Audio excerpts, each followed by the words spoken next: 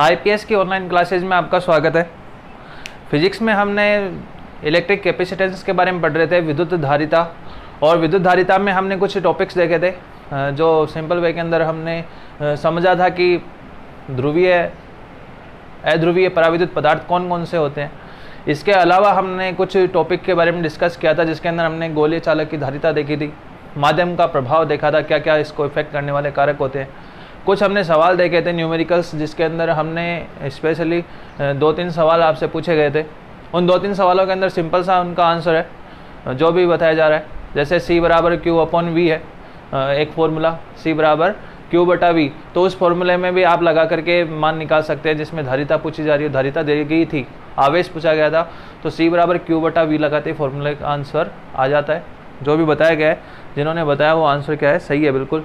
इसके बाद में हम बात करें तो इसके बाद में हमने कुछ एक टॉपिक पूछा था, एक सवाल और पूछा था कि यदि आवेश को दोगुना कर दिया जाए तो धारिता पे क्या प्रभाव पड़ता है। तो देखो मैं एक चीज़ यहाँ से क्लियर कर दूँ आपको कि जब आवेश को दोगुना करेंगे तो कितना प्रतिशत बढ़ेगा। तो हमने कहा था कि Q समानुपाती होता है V। Q बढ़ेगा तो किसका मान बढ़ेगा, VB।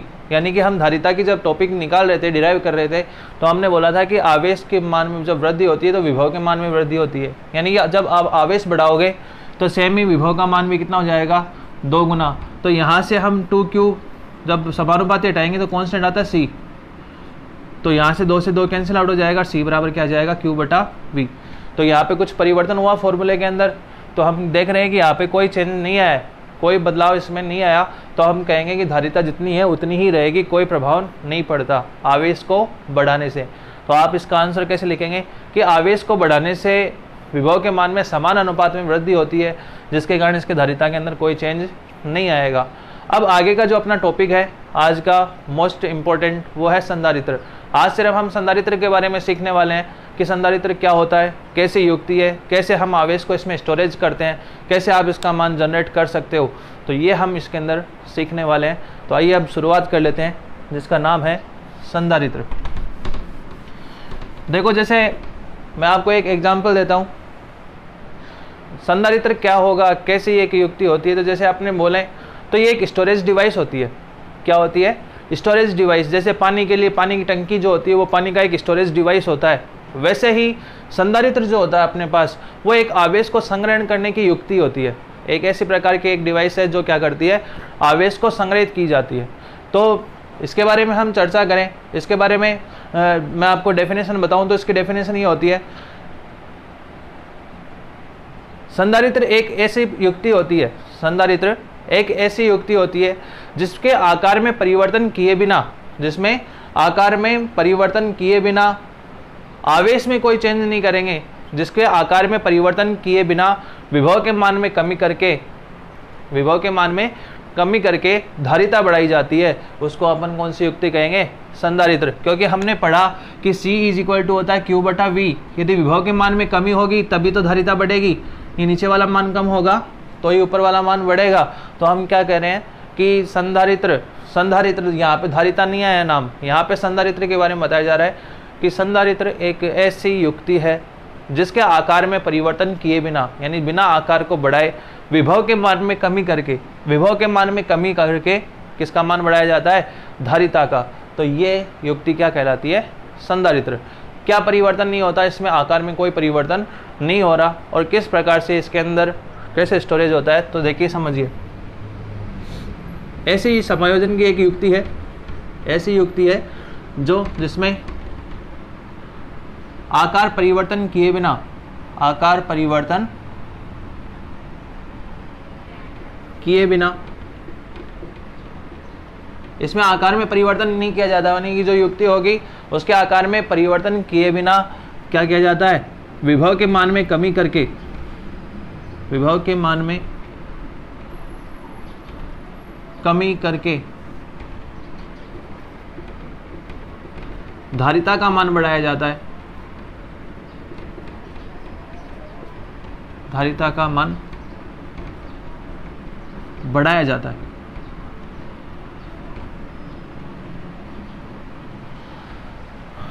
तो ये डेफिनेशन आपको समझ में आई होगी, यानी कि एक ऐसी डिवाइस है जो मतलब हम चाहते हैं भी, हम यही चाहेंगे कि स्टोरेज, बस इसमें ये फ़र्क पड़ता है कि इसका आकार कोई परिवर्तन नहीं किया जा रहा, केवल विभव के मान में कमी ला करके धारिता को बढ़ाया जा रहा है, उसको हम क्या कहते हैं, संधारित्र। अब संधारित्र का जो आकार है वो गोलीय भी हो सकता है, बेलनाकार भी हो सकता है, मतलब इसकी जो प्लेट होती है, समानांतर प्लेटें होती है, उसके अकॉर्डिंग भी ये हो सकता है।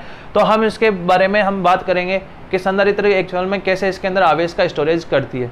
तो देखिए मैं आपको एक डायग्राम बना के दिखाता हूँ कि एक दो प्लेटें दिख रही होंगी आपको यहाँ पर इस डायग्राम में, ये दो प्लेटें ली जाती है इसके अंदर, और यहाँ से इसको एक प्लेट है ये ए, दूसरी प्लेट है बी, इसको हम एक के बैटरी के धन टर्मिनल से और एक को ऋणात्मक टर्मिनल से जोड़ते हैं।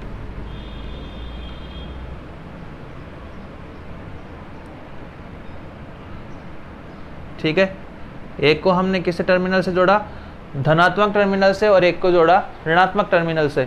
यानी कि जैसे ही यहाँ पे बैटरी लगा करके ये संधारित्र का एक मैंने आकार बनाया है यहाँ पे, वैसे आप आकार इसको चेंज भी कर सकते हो। तो क्या किया जाता है इसके अंदर, जैसे ही यहाँ से धनावेश जाएगा, यहाँ से क्या किया जाता है, धनावेश पहुँच जाएगा इसके ऊपर, इस प्लेट के ऊपर, तो कैसा आवेश रहता है, धनावेश, और ये इसके ऊपर कैसा आवेश प्रेरित करेगा, ऋणावेश। ठीक है, यानी कि यहाँ से ये धनावेश इस ऋणात्मक आवेश को क्या करने वाला है, प्रेरित करने वाला है।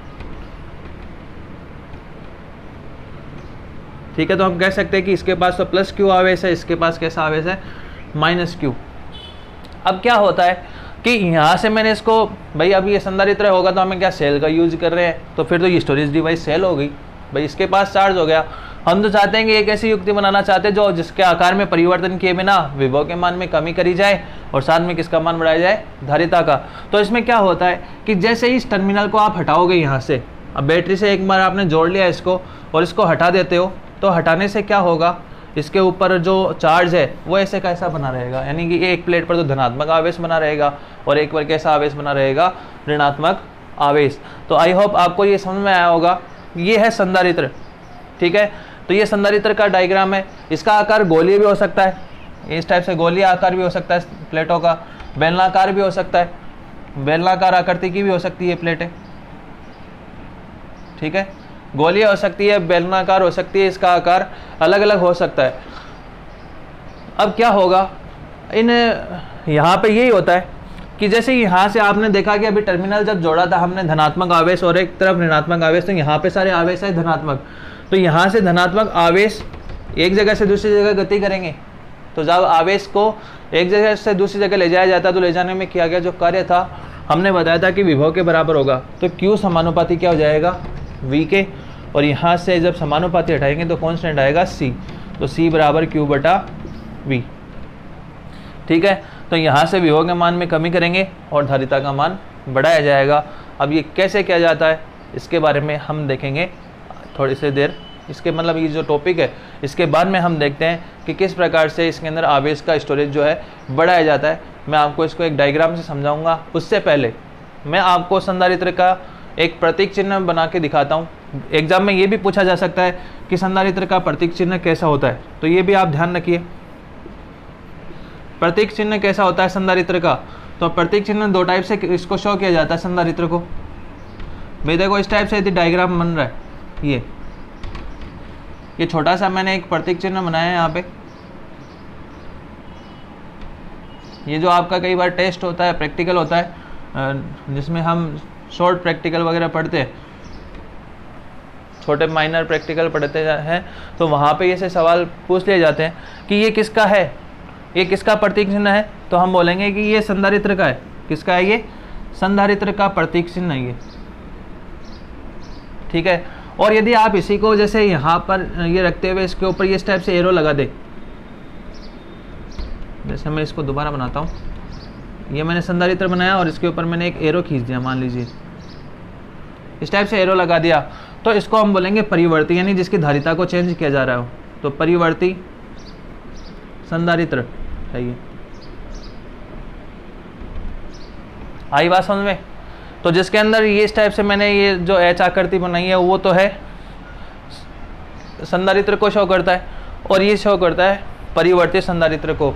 तो ये सवाल जो होता है माइनर प्रैक्टिकल में भी कई बार पूछे जाते हैं, या फिर आपको 1 नंबर का सवाल एग्जाम में आ जाए कि ये दोनों किसका साइन है, तो क्या आंसर होगा, ये संधारित्र का और ये परिवर्ती संधारित्र का।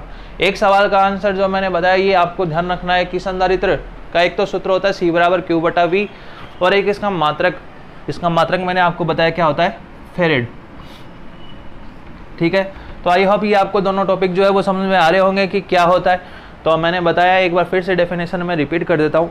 संधारित्र एक ऐसी युक्ति है, संधारित्र एक ऐसी युक्ति है जो क्या करती है, यानी कि इसके आकार में परिवर्तन किए बिना आकार में परिवर्तन किए विभव के मान में कमी ला करके युक्ति के द्वारा धारिता को बढ़ाया जाता है, उसी को हम क्या कहते हैं, संधारित्र कहते हैं।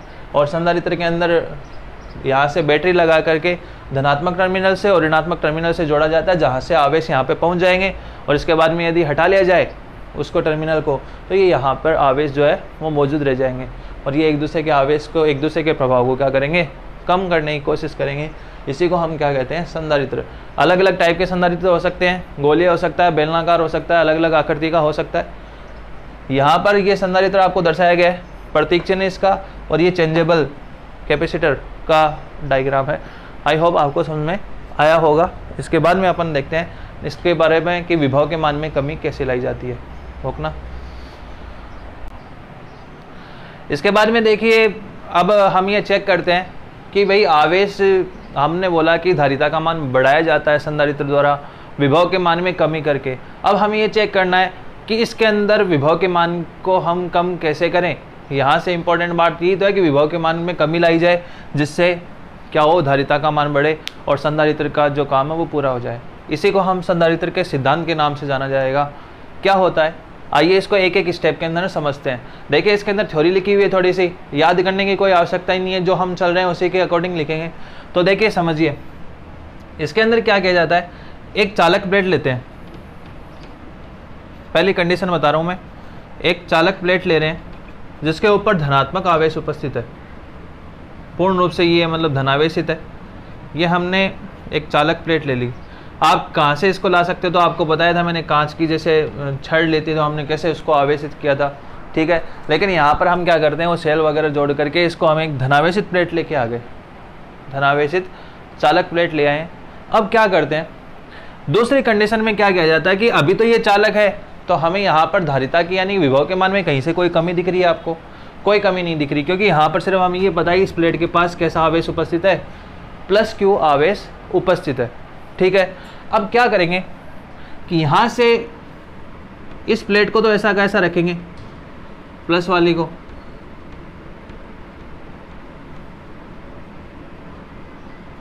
ये प्लस वाली चालक प्लेट जैसी है वैसे की वैसी रहेगी, इसको ऐसा कैसा रखना है।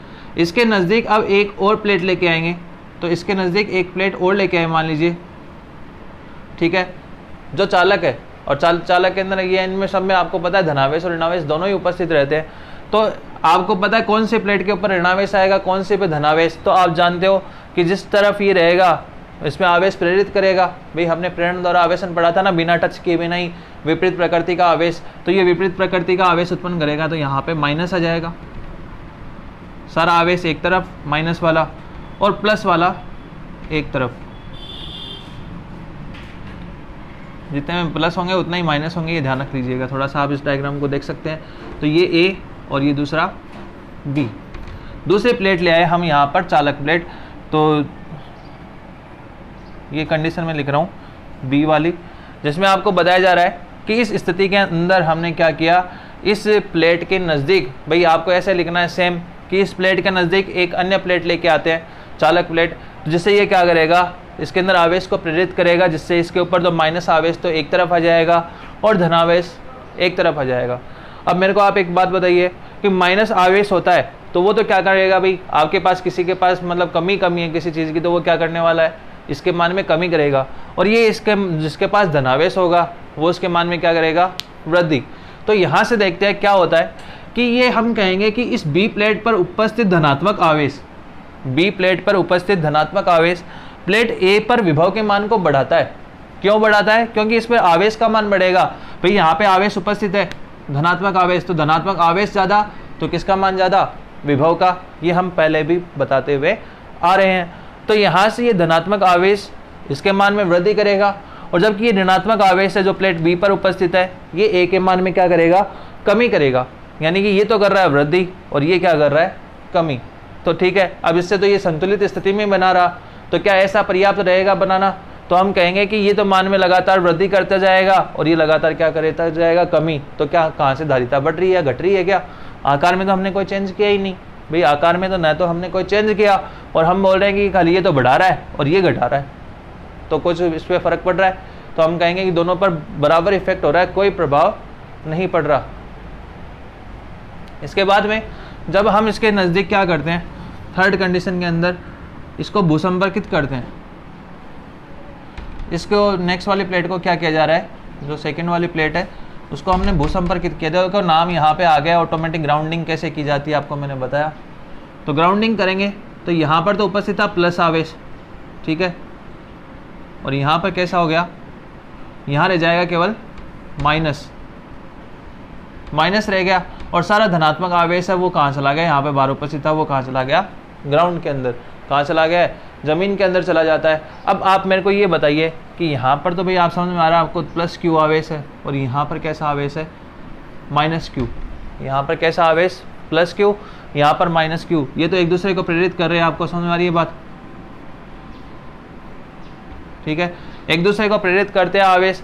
तो यहाँ पर तो धनात्मक आवेश और यहाँ पर ऋणात्मक हो गया, तो ये आवेश इसके मान में क्या करने वाला है, क्या करेगा, ये आवेश ऋणात्मक आवेश है, इस आवेश के मान में क्या करेगा, कमी लाएगा। ये मान जो है इसके मान में क्या लाने वाला है, कमी लाएगा, कमी लाएगा। तो आवेश के मान में कमी आई, आवेश के मान में कमी आई, तो किसके मान में कमी हुई, विभव के। भाई हम यहाँ बोल रहे हैं कि आवेश के मान में एक दूसरे को प्रभावित करेंगे, ये मान घटाएगा, तो ये घटाएगा तो विभव का मान भी क्या होगा, कम होगा, और विभव कम हुआ तो किसका मान बढ़ जाएगा, किसका मान बढ़ेगा, हम बोलेंगे धारिता का। तो हम बोल देंगे यहाँ से कि C का मान, C व्युत्क्रमानुपाती होता है 1/V के, तो विभव का मान जब कम होगा, ये सूत्र क्या आया था, C बराबर Q/V आया था, तो यहाँ से विभव के मान में कमी हुई तो धारिता क्या हो जाएगी, इंक्रीज। तो हम यहाँ से बोलेंगे कि धारिता का मान जो है वो बढ़ जाएगा। तो आई होप ये है संधारित्र का सिद्धांत, जिसके अकॉर्डिंग आपको ये बताया जा रहा है कि किस प्रकार से आप विभव के मान में कमी कर रहे हैं। तो मेरे हिसाब से ये आपको टॉपिक समझ में आया होगा। एक बार फिर से मैं आपको बता दूं, लैंग्वेज लिखने का जो पैटर्न रहेगा, संधारित्र का सिद्धांत ये कहता है कि इसके अंदर एक चालक प्लेट होती है धनात्मक आवेशित। तो हमने एक चालक प्लेट ली, इसके नज़दीक एक अन्य चालक को लेके आते हैं, तो अन्य चालक को लाने से क्या होगा, ये क्या करता है, इसके ऊपर विपरीत प्रकृति का आवेश उत्पन्न करेगा और एक तरफ धनात्मक आवेश उत्पन्न रहेगा। जब इस प्लेट को हम ग्राउंडिंग करते हैं तो यहाँ पर एक स्थिति ये बता देंगे कि यहाँ पर ऋणात्मक आवेश ए के विभव के मान में कमी करता है, जबकि धनात्मक आवेश विभव के मान में क्या करता है, वृद्धि। तो ऐसा करने से क्या होगा, तो हम बोलेंगे कि इसमें तो कोई प्रभाव नहीं पड़ेगा, लेकिन यदि इसको हम ग्राउंडिंग कर दें तो सारा धनात्मक आवेश ज़मीन में चला जाएगा और केवल ऋणात्मक आवेश बचेगा, जो इसके मान में क्या लाएगा, कमी लाएगा। और इसके मान में कमी होने के कारण इसका विभव के मान में कमी होगी, और विभव के मान में कमी होने के कारण धारिता का मान बढ़ जाएगा। यही संधारित्र का सिद्धांत कहलाता है। तो आई होप आपको ये सब समझ में आया होगा। आकार के आधार पर, आकार के आधार पर संधारित्र के प्रकार बताए गए हैं। आकार के आधार पर संधारित्र के हमें प्रकार भी यहाँ पे बताए गए हैं, ठीक है। संधारित्र के 3 प्रकार बताए गए, जिसमें हम पहला तो पढ़ते हैं समांतर प्लेट। समांतर प्लेट संधारित्र, भाई आकार तो कैसा हो सकता है आपको बताया मैंने, समांतर हो सकता है, गोलीय हो सकता है और बेलनाकार हो सकता है। कितने टाइप के होते हैं, 3 टाइप के, गोलीय प्लेट संधारित्र और बेलनाकार।